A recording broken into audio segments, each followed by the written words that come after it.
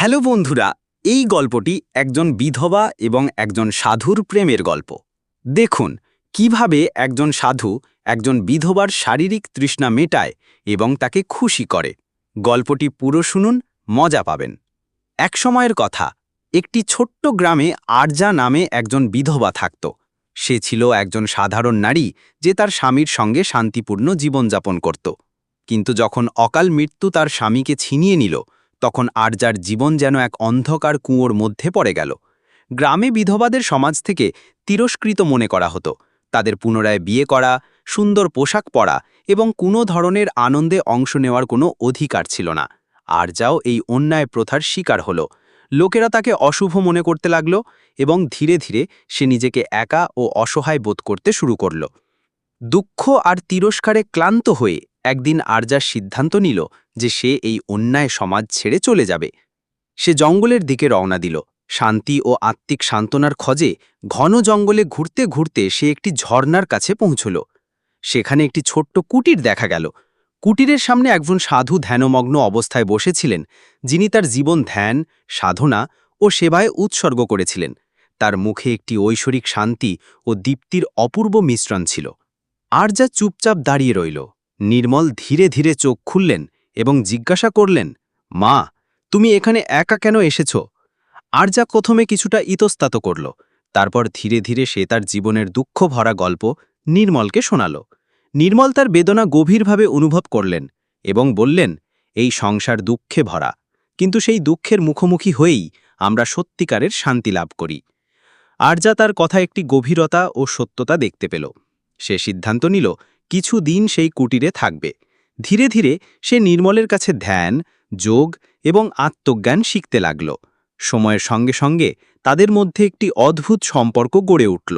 এই সম্পর্ক ছিল আত্মার সঙ্গে আত্মার সংলাপ, এমন এক প্রেম যা শরীরের ঊর্ধ্বে ছিল। আরজা নির্মলের মধ্যে সেই আশ্রয় ও স্নেহ পেল, যার জন্য সে বছরের পর বছর ধরে খুঁজছিল। নির্মল ও আরজার নিষ্কলুষ ভক্তি ও অন্তর্মুখী সৌন্দর্যে মুগ্ধ হলেন। কিন্তু তার মনে একটি দ্বন্দ্ব ছিল। তিনি ছিলেন একজন সন্ন্যাসী এবং সমাজের দৃষ্টিতে একজন সন্ন্যাসীর কোনো নারীর সঙ্গে প্রেম করা নিষিদ্ধ ছিল। একদিন আরজা জিজ্ঞাসা করল, যদি প্রেম জীবনের সবচেয়ে পবিত্র ভাব হয়, তবে আমরা এর থেকে ভয় পাই কেন? নির্মল এই প্রশ্নের উত্তর দিতে পারলেন না। কিছুদিন পর গ্রামের কিছু লোক আরজাকে জঙ্গলে নির্মলের সঙ্গে দেখল এবং কথাটি ছড়িয়ে পড়ল।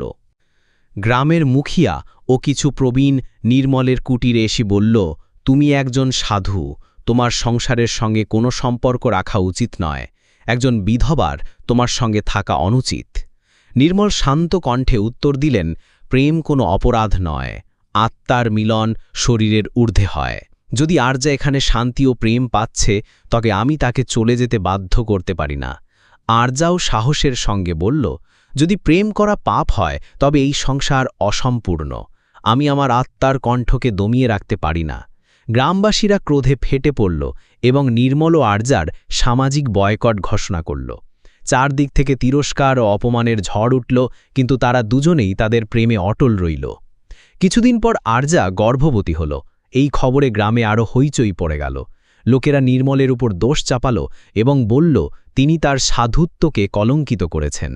নির্মল ও আরজা সমাজের পরোয়া না করে বিয়ে করল। তারা সেই জঙ্গলেই একটি আশ্রম স্থাপন করল। সেই আশ্রম তাদের আশ্রয় হয়ে উঠল, যাদের সমাজ ত্যাগ করেছিল। তারা অসহায় বিধবাদের স্বনির্ভরতা শেখাল, গরিব শিশুদের শিক্ষা দিল, অসুস্থদের সেবা করল এবং সবাইকে ধ্যান ও আত্মিক শান্তির পথ দেখাল। ধীরে ধীরে তাদের প্রেম ও সেবা সমাজের হৃদয় পরিবর্তন করল। কিছুদিনের মধ্যে গ্রামের লোকেরা তাদের উৎসর্গ বুঝতে শুরু করল এবং তাদের সম্মান দিতে লাগল। আরজা ও নির্মলের প্রেমের গল্প শুধু তাদের জীবনের মধ্যে সীমাবদ্ধ রইল না, তারা সমাজকে শিখিয়ে দিল যে সত্যিকারের প্রেম কোনো বন্ধন বা রীতিনীতির ভয় পায় না। তো বন্ধুরা, আমার ভিডিওটি লাইক করুন, চ্যানেলটি সাবস্ক্রাইব করুন। আবার পরের ভিডিওতে দেখা হবে।